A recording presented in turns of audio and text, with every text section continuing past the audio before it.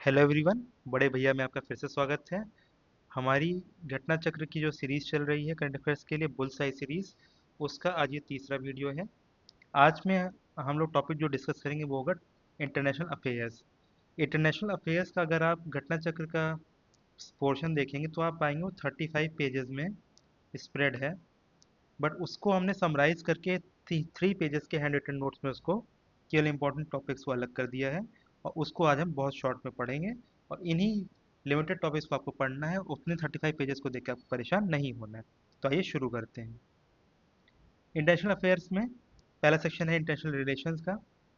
India और Japan के बीच में कोलैबोरेशन हुआ है चंद्रयान 5 को लेके, और जापान की एजेंसी जक्सा, उसका ल्यूपेक्स लूनर मिशन है। इन दोनों के लिए इंडिया और जापान ने आपस में कोलैबोरेशन किया है। इंडिया और फिलीपींस के बीच की अगर बात करें तो उन्होंने दो ट्रीटी साइन की। पहली है mutual legal assistance in criminal matters, और दूसरी है ट्रांसफर ऑफ सेंटेंस्ड पर्सन। ये दो ट्रीटी साइन हुई हैं इंडिया और फिलीपींस के बीच में। इंडिया और मालदीव के बीच के रिलेशन की बात करें तो प्राइम मिनिस्टर जब मालदीव गए वहाँ पे उन्होंने 3300 हाउसिंग यूनिट्स हुलहुमाले, जग जो मालदीव का एक एरिया है वहाँ पे, इतनी housing units 3300 housing units hand over की हैं जो इंडिया के पार्टिसिपेशन से, इंडिया के सपोर्ट से बनी हैं। याद रखने वाला इसमें एक और पॉइंट है कि इंडिया मालदीव के जो प्रेसिडेंट उनका नाम है मोहम्मद मुइज्जू।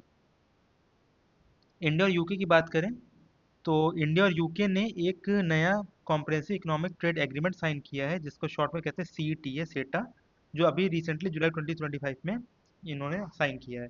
तो क्वेश्चन कभी कभी ये आता है, इंडिया ने किस कंट्री के साथ सीईटीए या फिर कॉम्प्रिहेंसिव इकोनॉमिक ट्रेड एग्रीमेंट अभी रिसेंटली साइन किया है? तो आपको आंसर लिखना होगा यूके, और यूके के पीएम है कीर स्टारमर।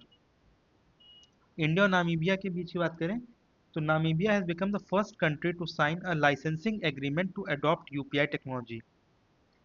इसके साथ साथ नामीबिया ने पीएम मोदी को एक वहाँ का जो सर्वोच्च नागरिक सम्मान है वो दिया है, जो है order of the most ancient welwitschia mirabilis. ये जो है उनको सम्मान मिला है।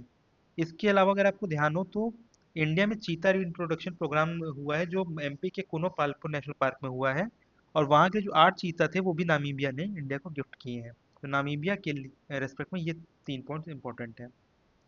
इंडिया और ब्राज़ील की बात करें तो ब्राज़ील ने इंडियन पीएम मोदी को the grand collar of the national order of the southern cross, ये अवार्ड दिया है। ये वहाँ का नागरिक सम्मान है। तो आप पाएंगे कि जो इस तरह के जितने भी इंटरनेशनल लेवल की जो न्यूज़ है उसमें सबसे मैक्सिमम टाइम आपको जो मिलेगा वो नागरिक सम्मान जो मिले हुए हैं पीएम को या प्रेसिडेंट को, ऐसे लोगों को, वो आपको बार बार सुनने को मिलेंगे, और वो एग्जाम के लिए इंपॉर्टेंट भी हो जाते हैं। ट्रिनिडाड एंड टोबैगो की बात करते हैं। यहाँ के प्रेसिडेंट हैं क्रिस्टीन कार्ला कंगालू, और पीएम हैं कमला प्रसाद बिसेसर, इंडियन ओरिजिन की हैं, इसलिए इनके नाम इंपॉर्टेंट हैं। पीएम मोदी को यहाँ पे मिला है ऑर्डर ऑफ द रिपब्लिक का सम्मान। इसके अलावा Trinidad and Tobago has become the first country in the Caribbean region to adopt UPI, unified payment interface, जो इंडिया का है जिससे आप पेमेंट करते हैं, उसको कैरिबियन रीजन में अडॉप्ट करने वाला पहला कंट्री बना है ट्रिनिडाड एंड टोबैगो। ये पॉइंट्स टू मेंबर में भी आपने पढ़ रखा है। इंडिया और घाना की बात करेंगे तो इंडियन पीएम को वहाँ का नागरिक सम्मान मिला है जिसका नाम है officer of the order of the star of Ghana.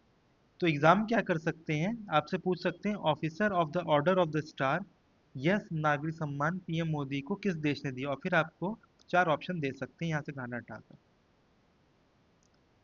Indo Cyprus की बात करें तो वहाँ से हमारे पीएम को एक अवार्ड मिला है, वो है grand cross of the order of Makarios 3। India और चिली के बीच की बात करें तो एक एमओयू साइन हुआ है चिली की कंपनी कोडेलो को और इंडिया की हिंदुस्तान कॉपर लिमिटेड। आपको पता भी होगा चिली में आपको कॉपर काफ़ी मात्रा में मिलता है, तो इसी से संबंधित एमओयू साइन हुआ इन दोनों लोगों के बीच में।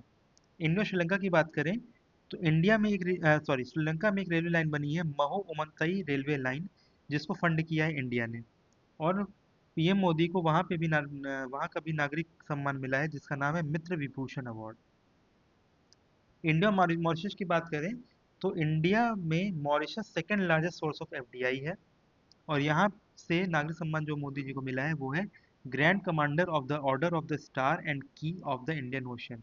थोड़े लंबे लंबे नाम हैं, तो आप कुछ पार्ट्स याद कर लीजिए और एलिमिनेट करने के लिए उसको आप आपस में लिंक करा सकते हैं। इंडिया और कुवैत की बात करें तो पीएम मोदी को यहाँ का ऑर्डर ऑफ द मुबारक अल कबीर इस नाम का नागरिक सम्मान मिला है। और उन्होंने यहाँ पे एक रैली को संबोधित किया, उसका नाम था हाला मोदी इवेंट। ठीक है।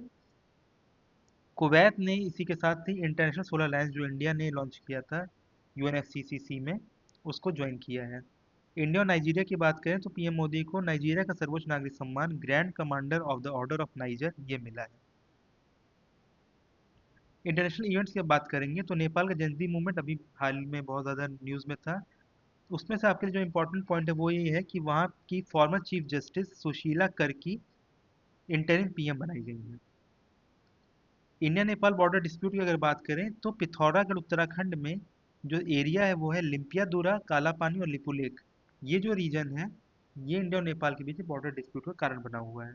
तो आपसे पूछा जा सकता है लिम्पियादुरा, कालापानी, लिपुलेख में से कोई पार्ट या तीनों चीज़ देके कि ये इंडिया का किसके साथ इन विवाद चल रहा है। इसके अलावा नगार्नो कराबाख रीजन है जो डिस्प्यूट चल रहा है आर्मीनिया और अजरबैजान के बीच में। अभी हाल ही में यूनेस्को वर्ल्ड हेरिटेज लिस्ट में मराठा मिलिट्री लैंडस्केप को इंक्लूड किया गया है, जिसमें 12 फोर्ट ग्रुप्स को लिया गया है। 11 महाराष्ट्र में है और एक जिंजी तमिलनाडु का है। टोटल इंडियन साइट्स अब कुल मिला के 44 हो गई यूनेस्को वर्ल्ड हेरिटेज की लिस्ट में। बुल्गारिया यूरो जोन का लेटेस्ट मेंबर बना है, 21st मेंबर हो चुका है इस समय। Time person of the year 2024 Donald Trump को मिला है, यूएस प्रेसिडेंट। नोबेल प्राइज 2024 की बात करते हैं, 2025 का अभी नहीं आया है। 2024 की बात करें तो फिजिक्स में जॉन जे हॉफील्ड और जॉफ्री हिंटन को मिला है for artificial neural network and machine learning के लिए। केमिस्ट्री में अगर बात करें तो डेविड बेकर को मिला है कंप्यूटेशनल प्रोटीन डिज़ाइन के लिए। और डेमिस हेसेबिस एंड जॉन जंपर को मिला है प्रोटीन स्ट्रक्चर प्रेडिक्शन के लिए। तो दोनों ही जो दो पार्ट्स में जो दिए गए हैं उसमें प्रोटीन से रिलेटेड चीज़ें हैं। प्रोटीन फिजियोलॉजी या फिर मेडिसिन की जो नोबेल प्राइज मिला है वो विक्टर एम्ब्रोस एंड गैरी रुकवन को मिला है for discovery of micro RNA. Literature में हैंग कैंग को मिला है जो साउथ कोरिया की हैं और साउथ कोरिया से लिटरेचर में नोबेल पीस प्राइज पाने वाली पहली व्यक्ति हैं। पीस की बात करें तो जापानीज ऑर्गेनाइजेशन निहोन हिदांकियो को मिला है for efforts to achieve nuclear weapons free world. Economics की बात करें तो डैरोन एसिमेलियो, सिमोन जॉनसन और जेम्स रॉबिन्सन को मिला है for research research into differences in prosperity between nation. तो अलग अलग नेशंस अलग अलग तरह से प्रॉस्पेरस क्यों होते हैं, उसके बीच के डिफरेंस क्या है, उस पर रिसर्च इन लोगों ने की है। कॉन्फ्रेंसेस, समिट और ऑर्गेनाइजेशन देख लेते हैं। Shanghai cooperation organisation SCO Tianjin China में हुई थी, ये आपने पॉइंट्स में मेमोरी पढ़ रखा है। BRICS 2025 Rio de Janeiro Brazil में हुई है। और ब्रिक्स 2026 इंडिया में होने वाला है। नाटो समिट 2025 हेग नीदरलैंड्स में हुई है। G7 समिट 2025 की जो है वो कैनेस्किस एल्बर्टा कनाडा में हुई है। UNOC3 United Nations ocean conference number 3 ये नीस फ्रांस में हुई है। आसियान समिट आपकी 2025 की कुआलालंपुर मलेशिया में हुई है। G20 समिट 2025 की जोहान्सबर्ग साउथ अफ्रीका में हुई है। और 2024 में रियो डी जेनेरियो ब्राजील में हुई थी। तो जोहान्सबर्ग वाली अभी नवंबर 2025 में होनी है, तो हो सकता है एग्जाम में आपसे पिछले साल का 2025 का जो हो चुकी है वो पूछे, तो आपको ये भी याद रखना होगा। बिम्स्टेक समिट 2025 आपकी बैंकॉक थाईलैंड में हुई है। बिम्स्टेक में जो 7 कंट्री हैं वो हैं बांग्लादेश, भूटान, इंडिया, नेपाल, म्यांमार, श्रीलंका और थाईलैंड। COP29 हुई है UNFCCC की, जो 2024 की है वो है अजरबैजान बाकू में।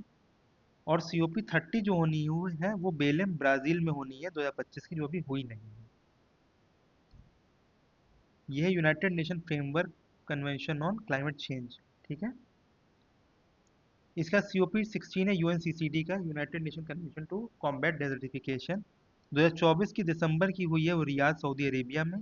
और अगली होगी 17 नंबर वाली वो उलन बटार मंगोलिया में, जो 2026 में होगी।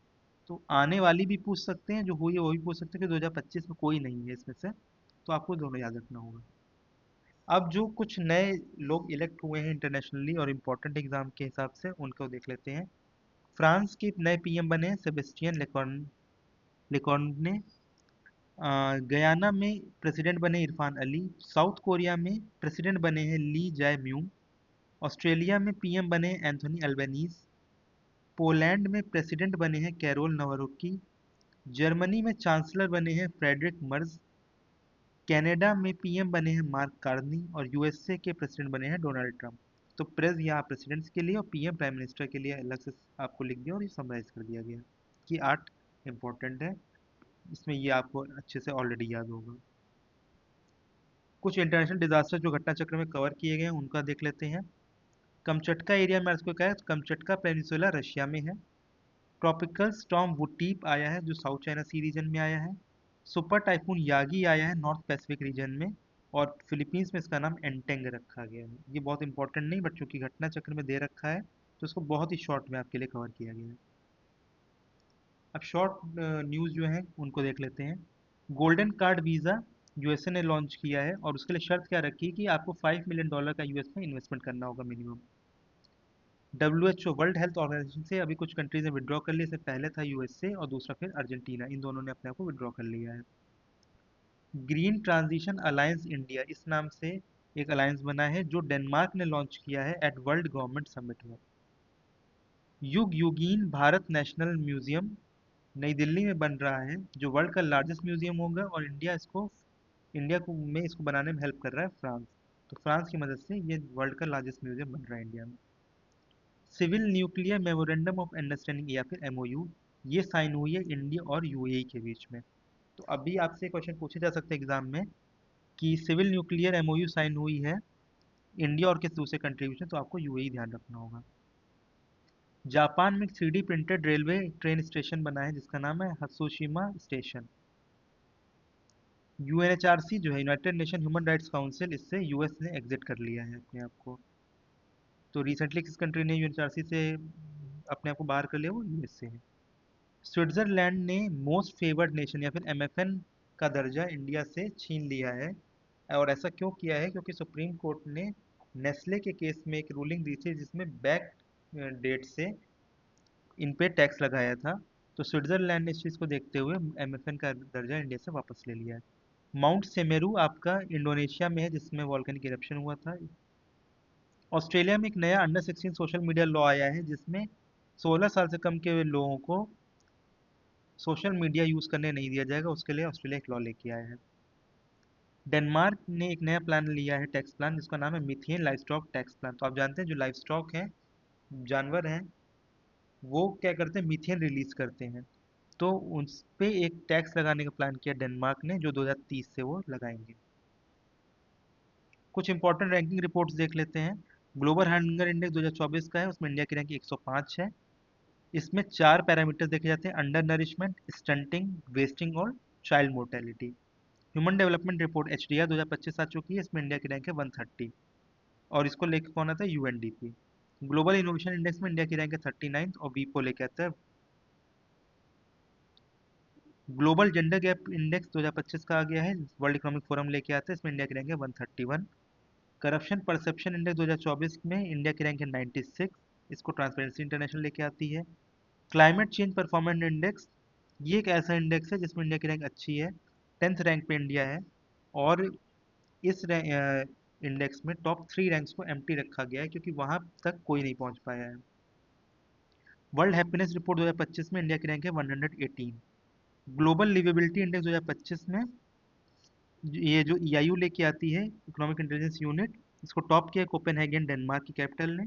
और इंडिया की ओर से 120 नंबर पे दिल्ली और 121 नंबर पे मुंबई आए हैं। वर्ल्ड प्रेस फ्रीडम इंडेक्स की बात करें तो 151 नंबर पे इंडिया आई है और इसको लेके कौन आती है, रिपोर्टर्स विदाउट बॉर्डर्स और फिर या फिर रिपोर्टर्स एंड फ्रंटियर्स, इसका नाम है फ्रेंच नेम। डेमोक्रेसी इंडेक्स 2024 में इंडिया की रैंक है 41, EIU इसको लेके आती है। और सस्टेनेबल डेवलपमेंट रिपोर्ट 2025 में इंडिया की रैंक है 99 और इसको UN लेके आते हैं। तो आपका जो 35 पेज का ये पूरा कंटेंट है, मात्र 3 पेज में आपको ये कंप्लीट करके दिया गया है। आप इसको शॉर्ट में इसी से पढ़ लें, बहुत कम टाइम में आपका हो जाएगा और घटना चक्र एक लंबा पोर्शन आप बहुत जल्दी कवर कर लेंगे। Thank you very much.